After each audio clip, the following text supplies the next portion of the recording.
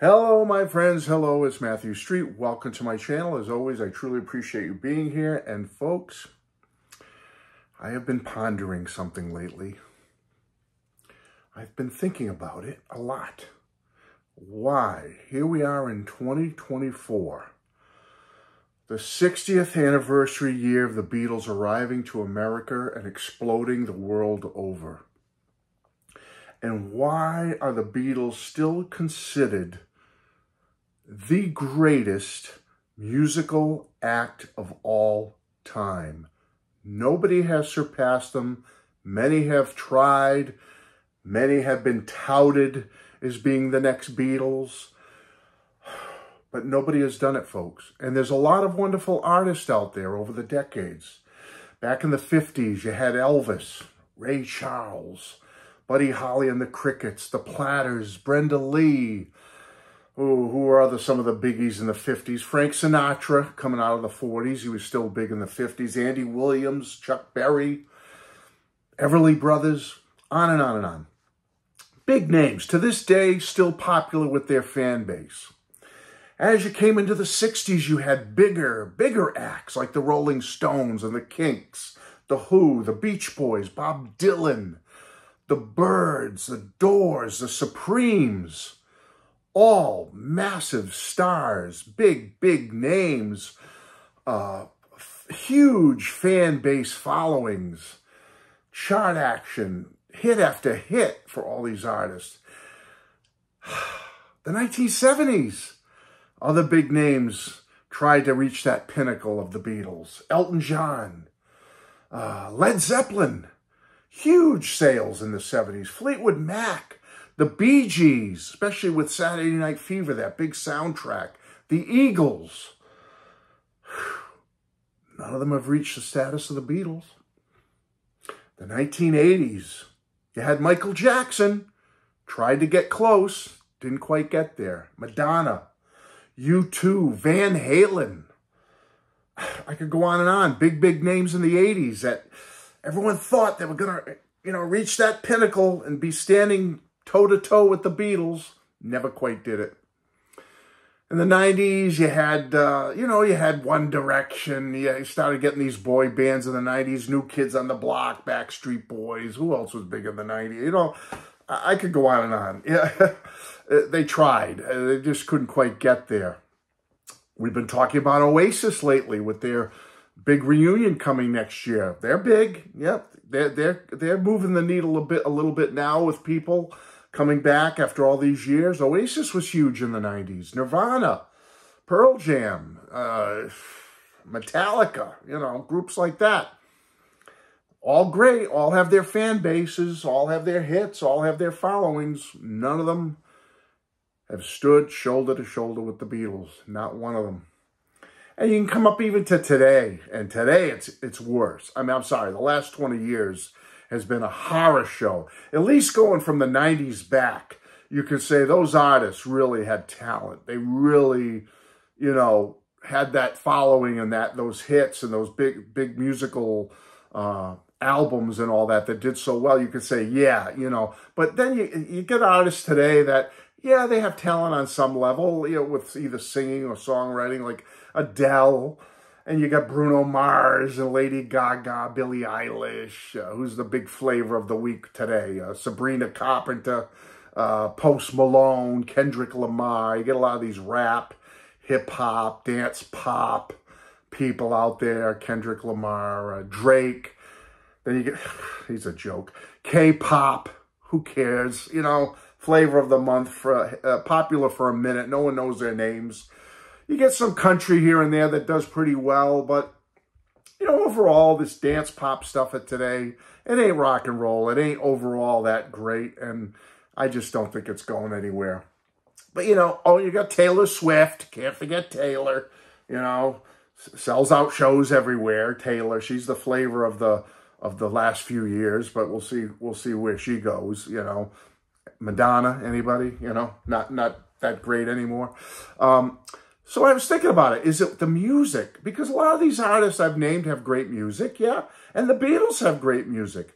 Their music really holds up. You got to say one thing from the Beatles, whether it was from their Please Please Me album, or all the way up till the end, Let It Be and Abbey Road, they've been pretty consistent. Their music was consistent, and they went out on top. If you consider this is the last album they recorded, they went out on top, folks. From their first album to their last recorded album, the Beatles never faltered in their quality of their music. So they've got that, and you could say, well, a lot of other artists have that too. You might say that about Led Zeppelin or, other artists. But, I don't think anyone other than the Beatles has the consistency of their catalog. So the music holds up. And I started thinking about, well, what about sales? Maybe sales? Well, if you look at the top albums that have sold 40 million plus, the Beatles, they don't have an album in there. Not a one. Not Sgt. Pepper. Not Abbey Road. None of them. Not Revolver. They're not in there. They haven't sold 40 million plus of an individual album.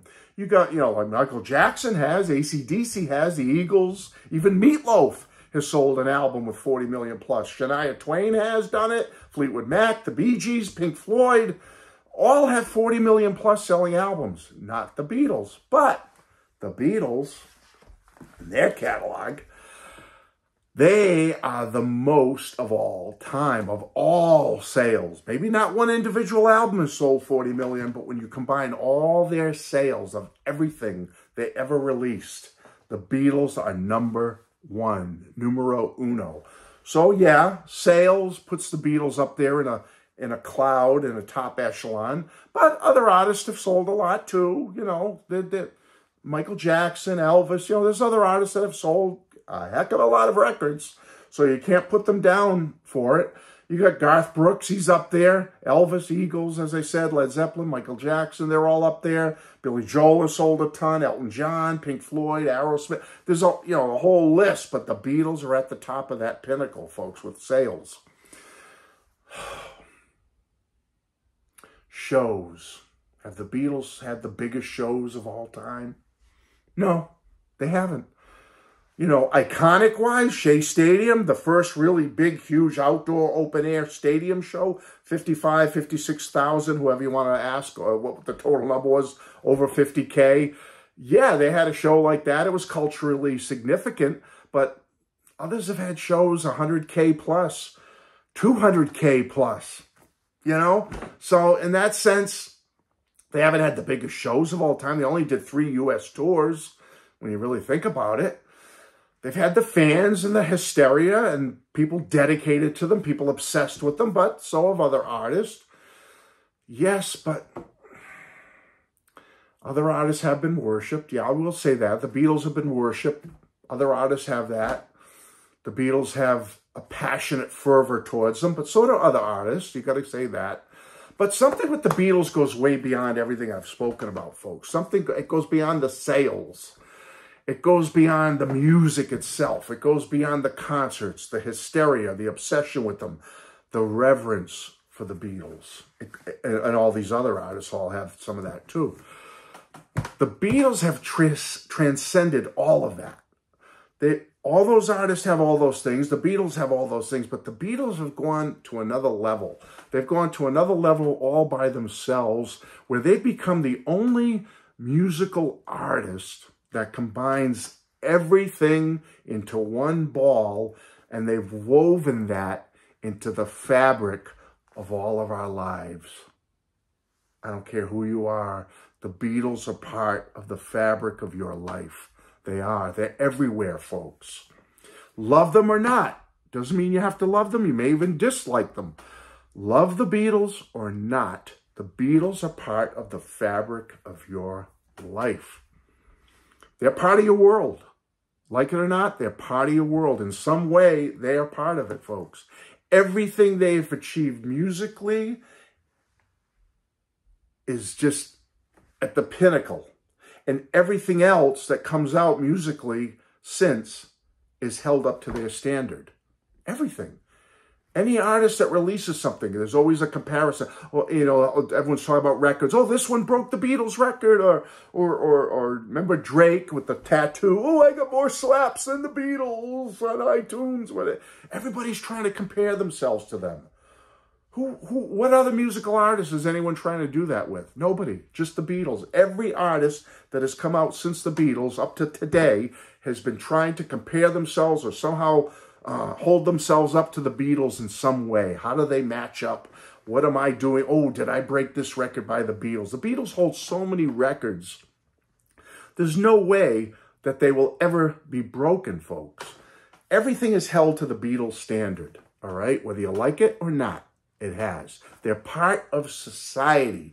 They are part of our culture. They've become that. They become part of society in general, culturally.